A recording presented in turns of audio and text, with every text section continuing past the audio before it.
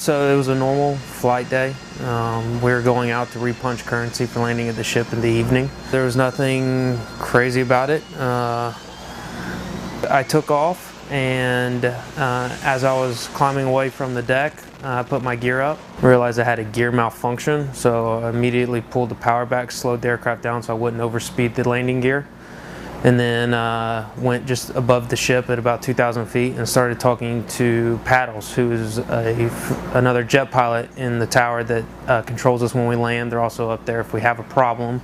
They're a book reader. They help us walk through the situation since we're a single piloted aircraft. For a little while I flew by the ship, did an approach at 300 feet so he could see my landing gear and give me an idea of what was going on, and determined that my nose gear did not come back down.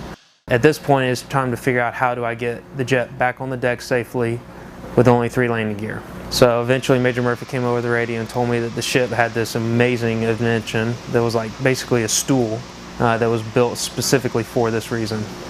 The ship has a lighting system on what we call spot 7 that we use to land at an exact spot every time.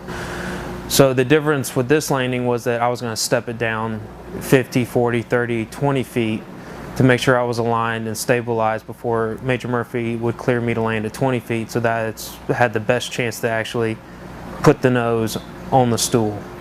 So I come in, and at this point I've kind of forgotten that I don't have a nose gear. I'm just focused on landing. That's what I decided I had to do.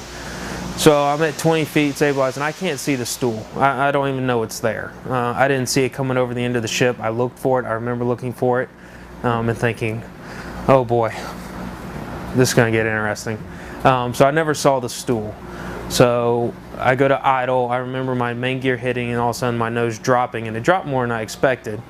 But at that point, I was along for the ride. I don't remember feeling it bounce like it did on the videotape. I remember feeling it just kind of hit, and that was it. But then I had to sit there for a minute and remember how to shut the jet off and everything. It was a pretty big relief. I didn't realize how much I was shaking until I got out of the aircraft. The most interesting part, looking back at the video and watching the video, was I didn't realize that nobody was on the flight deck when I came over to land in case something went wrong, went bad. That was neat, having everyone come out and congratulating me and stuff. It was a little overwhelming at first. For a moment I just wanted to catch my breath.